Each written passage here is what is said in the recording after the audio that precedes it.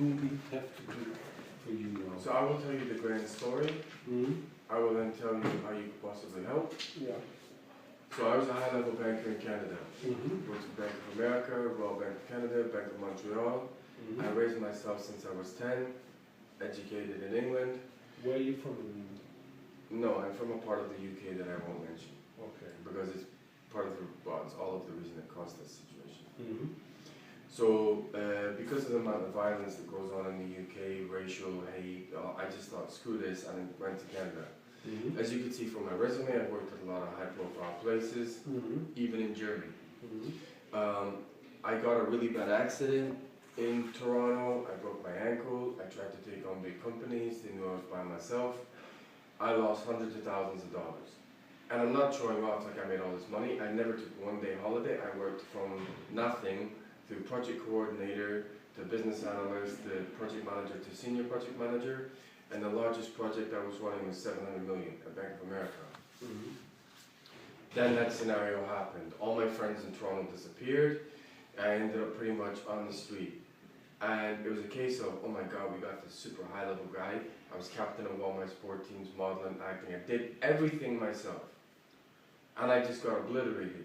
So I had the opportunity to come to Germany. I said, look, I'm not coming with much, I'm vulnerable, blah, blah, blah. And I knew it was very critical that I learned German lessons as soon as I got here. So as soon as I got here in Düsseldorf, I went to all the Düsseldorf stay lawyers. I even went to the refugee thing. I said, look, anyone for help, German lessons, and everyone blocked me. No, you're not African, Muslim, you're not this, go away. So I could have quite easily starved on the street there. I then got sent to Würzburg, again, blocked from everything. No social care, blah, blah, blah. And it got to the point of where my first job in Germany, the only reason I survived to that point was I found students, couch surfing, people kind of knew my story a little bit and were trying to help. The problem is, anytime I've engaged any German government social, or when I got the first job at Sky Deutschland, my friend took me to Würzburg because he's like, the Würzburg Stadt. He's like, I can't believe you're being treated like this in Germany because Germany's supposed to have this and this and this and this. So what they said was, we're not going to give you any accommodation in Munich to start your job, but we'll give you 600 euros and you got to get to your first pay packet. I said, I can do that. So what happened is I got to Munich, the Stadt of Würzburg turned around and said, no, we're not giving you the money. Why? Just because we don't want to. So I never saw that money. So it was a friend who gave me money. I got started, and unfortunately, when I got to Sky Deutschland, there was mobbing, sexist comments made. My boss was American. The German boss had just moved out, and this American lady had come in, no idea what she was doing. Put a lot of the blame on me because I was new. And in German law, you have to pay AOK within the first 8 weeks, right? They didn't do that. They screwed up the Finance Act code. I didn't get paid. So I went to Munich in a bad situation, and they totally screwed me. Wouldn't give me my laptop to work. So I got an Arbeitshelfen lawyer, and this is where it started to go really badly wrong.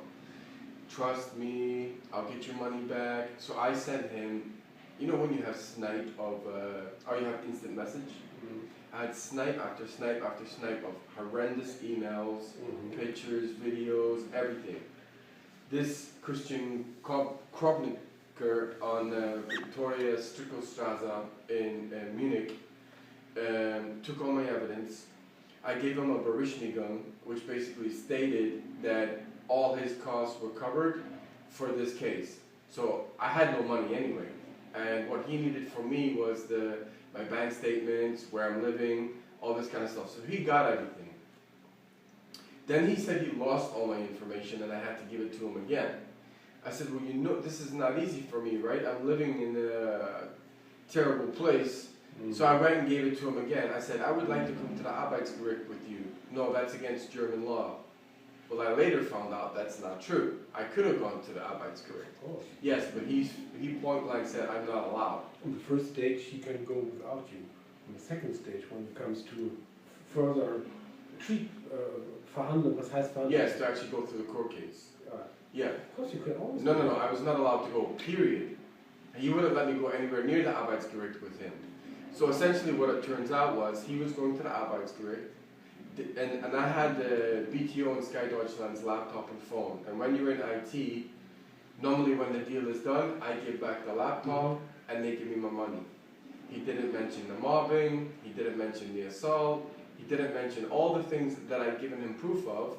He took a backhander from Sky Deutschland and BTO, and everything was being done by WhatsApp. That's illegal. So then he sent me an email saying, come and get your 2,500 euros. I'm like, why is it 2,500 euros? It should be way more than that. Come and we'll talk. I went to his office. He said, oh, this 2,500 euros covers all my costs. You get nothing. Get out. And then he became extremely violent, threw me out of his office. I called the polizei. He said, he's German, you're not. He keeps your money. Get another lawyer. He's had my money for over 17 months, 18 months. And the problem is, Fertig? Ja. Wartest du drauf, ich komme gleich. Steht am Ausschlag auch. Genau, und dann hier auf der Bank eben so, ich weiß nicht, ob die Tür vorne schon zu ist. Ja. Sonst einfach draußen warten, ich brauche noch einen Moment, ne? Ja. Okay. so then the problem is I couldn't get another lawyer in Munich to do anything. No lawyer. I started a job in SAP on December 10th.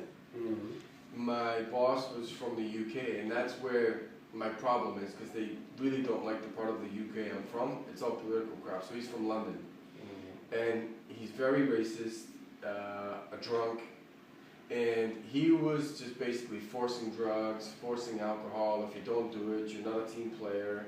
Deleting my work, sending global emails out, assassinating my character, physical attacks, calling me a bitch. I mean, it got so bad, I went to Waldorf and explained all this. So Waldorf had all the information. Again, they didn't pay AOK, didn't pay my wage. And the problem is, because I can't speak German, and Sky Deutschland and SAP was supposed to send me for German lessons and didn't, when they all did what they did, I had no idea what was going on, and I'm left outside. So essentially, I went on an English-speaking website. They said, if you have an employment case in that particular city, you have to go somewhere else. So I went to Hanover. Where I come from. Where you come from? Okay, so I had a lawyer there. What's his name? Daniel Leberbach. And essentially what he did was, it said you have to make German friends, you're not allowed to leave Hanover. If I leave Hanover, he's no longer my lawyer. Why? For what reason? Well, he told me that's German law. Ah, bullshit. Well, yeah, I don't know that. So what happened is, I was staying in hostel after hostel after hostel and hotel, and my money is just going to zero. And essentially what happened was, he proved that AOK has to pay me Krankengeld until next summer because I passed my 6 months probation. So I passed my 6 months probation when I was on sick. So we set a court date to go to SAP. This Daniel Laberbach set the wrong date. The only reason I found out was I went to Munich and they said, no, you've been given the wrong information. So 1 week before I go to court against SAP, I got attacked. My Commerce bank account got closed. The lawyer in Hanover said, oh, you're in an emergency hospital in Hanover, in Düsseldorf. You're no longer in Hanover. I told you not to leave city. I'm no longer your lawyer. So that was his excuse for taking on SAP. So now I'm couch surfing. I'm running totally out of money. I have no food, no nothing. I've been attacked several times. So now I have a lawyer in Koln, a very high profile lawyer, Bettman. He took on the German government and everything. So I showed him, I said, Commerce Bank closed my bank account with money in it. I have a credit card, I have an overdraft, and I said, all of this happened 1 week before I was supposed to go to court against SAP. That cannot be coincidence. So he wrote 2 letters.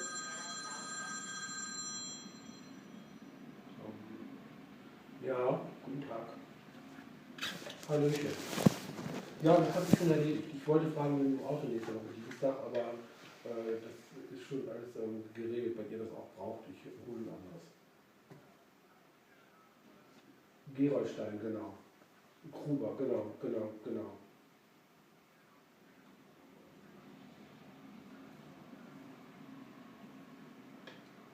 fahre immer mit Laptop fehlt. Ich will keine Elektroschwuchtel. So eine Dreckschleuder fahre ich nicht. Nein, also ich kriege ein eigenes Auto.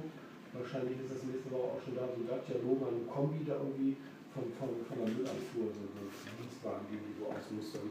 Aber dann haben wir hier erstmal, dann ist das auch ein bisschen einfach. Dann können wir mal mit dem Auto fahren und so weiter. Das ist alles ein bisschen easier dann.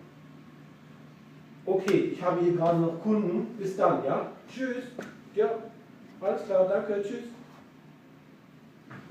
So the lawyer in Hanover got paid from the state, and right when I needed him, you're in a hospital in another city, I told you if you leave Hanover, and that's what he did to me. So then I get to Düsseldorf. So I've gone to Hanover, they won't give me anything because they're like, well, you're not from Hanover, you get no food, no water, no accommodation, so I have to pay everything myself. Düsseldorf, same thing. So what I was waiting to do was wait to go to get another court date for the Arbeitsgericht in Munich, right? So then I have doctors all over Germany now, purely because I've had to move because of the situation I got put in. So I was in the Jungenberger hostel in Cologne, and I went to an internet cafe, and they started demanding money. I'm almost finished. Just give me a second. Yeah. I'm almost finished. I got attacked with an axe. I now have a hole in my cornea. I now have damage down the back of my spine, and they were referencing SAP.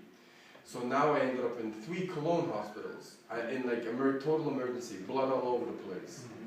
I've had my clothes stolen 200 times, suits, jackets, shoes. It's almost everything to make me look homeless. So what happened is I'm now down to nothing. I've gone a week at a time without food or water, being spat at, people think I'm homeless. And I ended up in Trier purely because of couch surfing. Then I met Matt Herzog, who happens to be a social worker. So he started to try and do some investigation, try and get me going, blah, blah, blah. He has a spare room in his house, and I was staying there for a while, but his girlfriend doesn't like me. So she's like, he's got to get out. So then I ended up under buses, under shelters. But what he did do he did take me a couple of times to the Arbeitsgericht where I got Berechtigungsguns.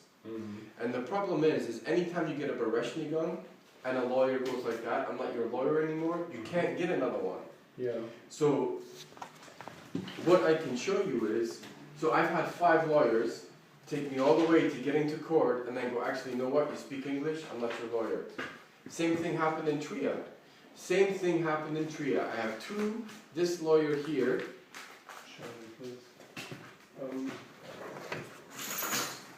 You know what it is the case of, sir?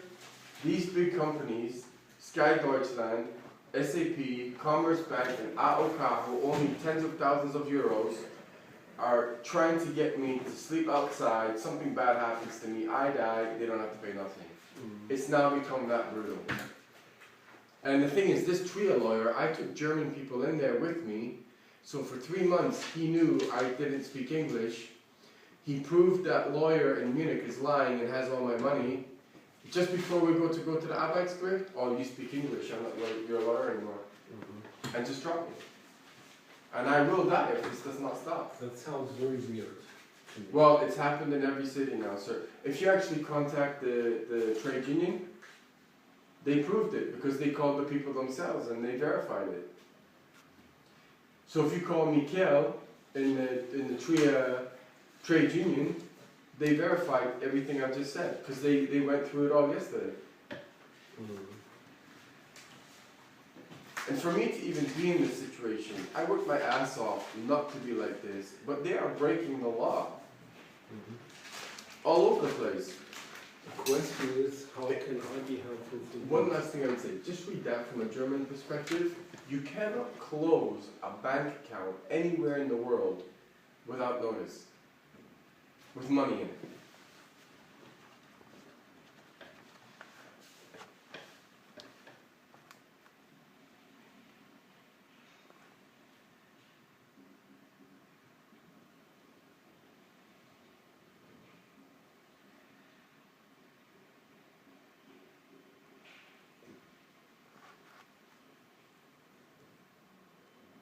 So I was like, I mean, have you even heard anything like that?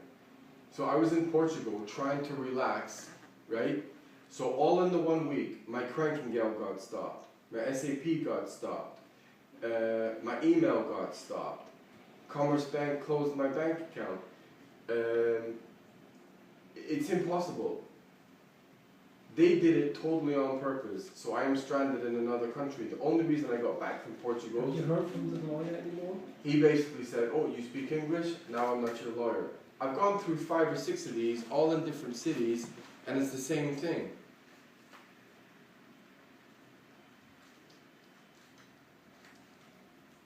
They take the money... This is from Trier, isn't it? Yes.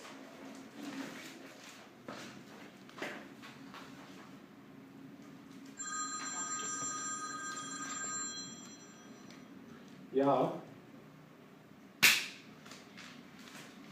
Ja, Fohlen. Nee, eben nicht. Fohlen war das. Ich brauche noch einen Moment. Ich brauche hier noch einen Moment. Ich fahre Sie da gleich hin, aber ich muss noch brauchen noch einen Moment. Okay? Alles klar? Jo.